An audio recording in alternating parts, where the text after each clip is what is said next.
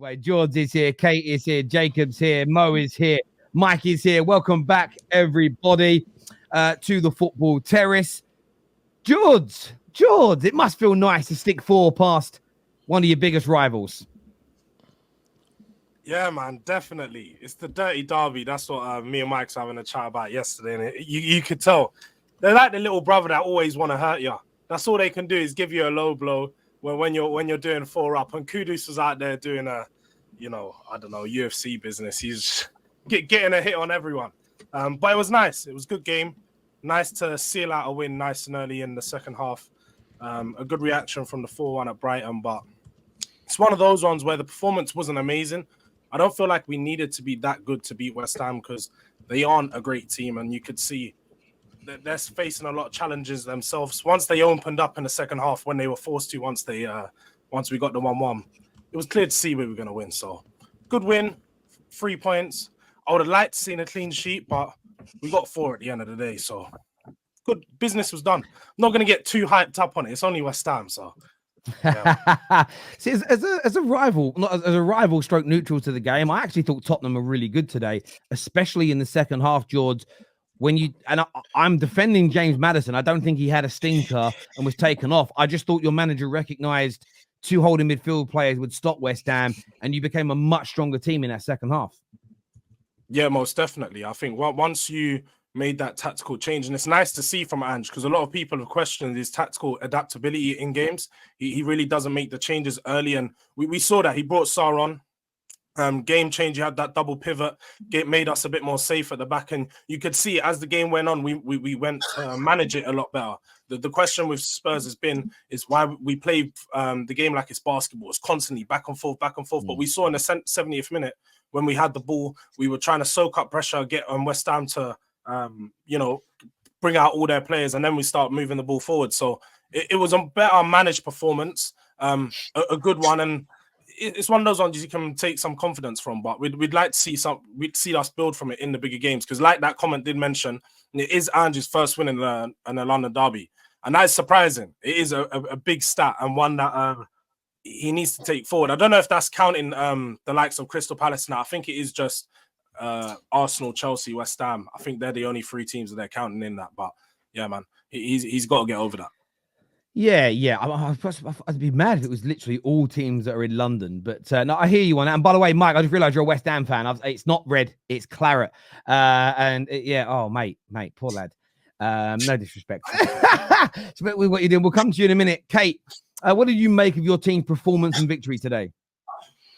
No, it was a good performance. I thought it was a good performance. I thought Kudus was excellent again. Ange got it wrong against Brighton, and today got it right. He made a sub that I questioned at the time. I didn't see where he was going with bringing on Sarr and taking off our creativity in Maddison, but it changed the whole game, and I thought it was an excellent second half performance. West Ham, we were told, even fellow Spurs fans told me that West Ham have won the transfer window. They're a better team than we are. They've done better business than we have.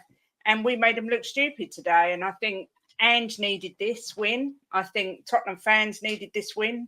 And I feel good. I thought it was a good performance, but it is only West Ham at the end of the day. They think they are bigger than they are.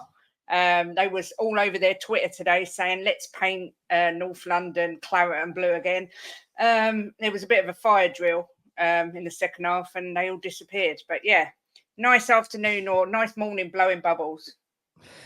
Absolutely. Mike, as a West Ham fan, you guys did have on paper a good window. I know a lot of you wanted Moyes to move on, but it feels as though between the transfers you've made and the manager you've appointed, you've gone backwards in a dramatic way this season. Yeah, I was happy with the transfer window, of course. Like, the manager got pretty much everything he wanted within his first transfer window. It's very rare that you get a new manager in and they get this much in their first window. He wanted 2 players in every position. He's got that. I was obviously going to get behind any new appointment just to back them, but once I saw what was going on the pitch as the season was going on, like when a new manager comes in, you kind of know what what they're going to do, what their style is, what their intention is. You see that with Maresca when he comes in, with Ange when he came into Spurs, Emery when he came into Villa, etc.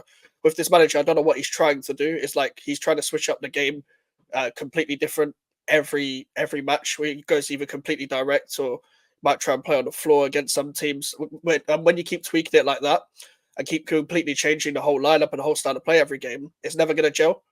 And I wasn't one that had much expectation anyway in the first season, but the problem is, all I wanted was the manager to instill whatever his style of play was into the squad, and then see if we could kick on and try and finish in Europe the next season. The problem is, I don't know what his style of play is. I don't know what his identity is, and I feel like with the squad that he has at his disposal, he doesn't really have many excuses. And I feel like if you can't get a trio, Paquetá, Kudus, and Bowen to work together, then something's wrong. And I feel like football is very simple. Everyone tries to overcomplicate everything, but like if the manager's not getting the best out of your players, then something's wrong. And I'm not expecting everything to click straight away, but what are you trying to do? What are you trying to do? Well, this is the thing, and I completely agree with you, mate. And all banter aside, David Moyes got you to a level where you'd won European Cups, you played in regular European football, and of course there are games where you get beat because you're not Man City, you're not Real Madrid, but you were hard to beat. You got a lot of good results over a 5 or 6 year period against the big sides, and you built there's a foundation there. And a new manager should be coming in with this group of. You have got very good players at West Ham. You should be going on to another level. I just don't think this manager. You're not in a rebuild situation. It's not a broken squad who have been in the doldrums for 5 to 10 years, and you're trying to fix it. You're European Cup winners 2 seasons ago. You were a side that everybody was talking about. Could they push a Man United or a Tottenham out of the kind of top 6 conversation? And now, if you keep playing like this, you're a relegation candidate. That's the thing. Like, I don't think.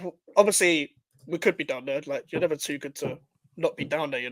Luckily, this league is that bad that I'm quite comfortable with the fact that I don't think we'll get relegated. But this is my problem. I never put my chest out there for this club because this club always lets me down. And at the start of the season, I never said West Ham top 4, West Ham top 6, all of this. I just said, no, I even said 10th and I wasn't expecting much. I said, I want to see what this club is trying to do.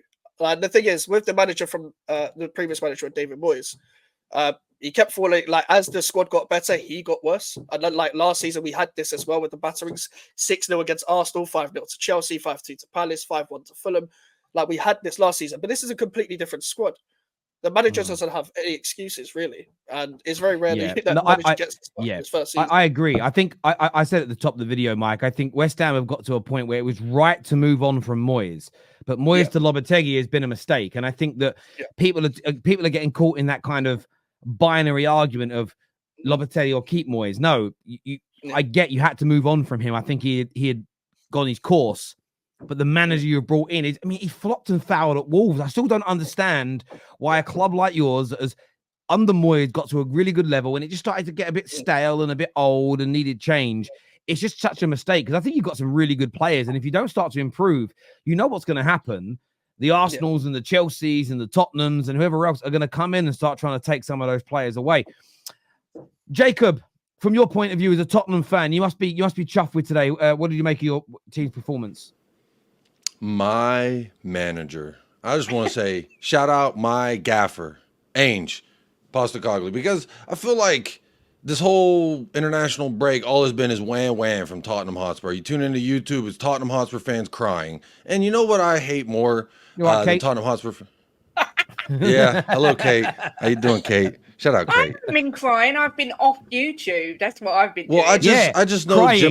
Jimbo's always the one that I want to talk to about Tottenham when it comes to the lovely couple over there. Big up Jim and Kate every time. But it's just a lot of Tottenham fans were crying. All internet, we never did X amount of X and yada yada. We never did X amount of this and yada yada. I don't care. What I care about is what we're trying to do today, what we're trying to do tomorrow. And what I saw today, this morning, is one of those things like, bro, I woke up at 5 a.m. for this kickoff.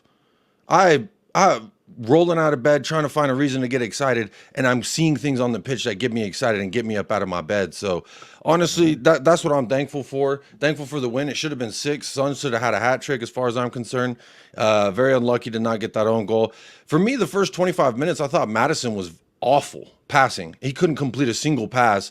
He was absolutely awful in connecting the play at all. And again, I just woke up, so maybe I was wrong. But when he got subbed at halftime, I said, good. Maybe Ange saw the same thing I saw. And then Sarr comes on and we bang 3. So to me, they're always going to say, but Ange is too naive. But he doesn't have an idea. He just stands there on the touchline. Yeah, he was standing there on the touchline today with a 4-1 win. So, and Mohamed Kudus, what a player! First of all, before he lost his head, that guy is quality. Left, right, doesn't matter. Center, he'll take the ball wherever he wants to go. Hell of a player. Deserved his goal. Could have had 2 or 3. But at the end of the day, you got to keep your cool. And I wouldn't be surprised to see him get more games tacked on at the end of that, because that was ugly to see. As a Kudus fan, I thought that was ugly. Yeah, I did want to ask you about that. Yeah, he did push the guys in the face. We always ask this question though: what did you make of your 6'5", 14-stone centre back going down holding his face, and then I am hard Bruce Lee, Richarlison doing the same? What did you make of the play acting from your? Well, let's be fair to Richarlison. He was fighting the ref and Kudus, so he was getting punched by 2 people there. And when it comes to Mickey Van de Veen, he got smacked in the face. Of course you go down. Everyone in this sport gets smacked in the face. You go down. This isn't UFC where you get smacked in the face and you smile at the guy. So when you go back to before he goes to the booth for the review, you go back, you look at Van de Veen's face. You can see he's very white. You can see a very red handprint on the side of his face. When white people get smacked, you can see the redness on their face. I'm telling you. So the evidence is there. What is there to dispute? Also, wait, we always gave Arsenal, very recently, all the props for playing the dark arts. And sometimes I think the players need to play into that. When you get hit, you know what you got to do. You got to go down. Terry, just like you, I was a little bit disappointed. I was thinking, I wanted to see some fight back from our players, because they did look a bit like, all of them went down. We had 3 players on the floor at once holding their face. It was a bit embarrassing, but you got to play the game. The Richarlison thing was a little over the top, but Van de Veen I felt was justified. You get smacked in the face, you go down. Richarlison accidentally was headbutted. His one might have actually hurt, right? But do you know what makes me laugh about it, right? I love perception. When it's your own team, you defend it. I get it. And I always say, in reality, players have to go down, because if they don't, when they get pushed in the face, referees don't give it. I remember years back now, this was when Jack Wilshere literally headbutted Fellaini, because Fellaini was genuinely hard. He just laughed at him, didn't get sent off. If he went down holding his face, he would have got a red card. But I do find it funny how when there's a certain player in my team who wears a captain's armband, when he goes down doing that, everybody goes mental. Other players do it, and it's fair play. It's football. I love perception. I love the perception based on who's done it.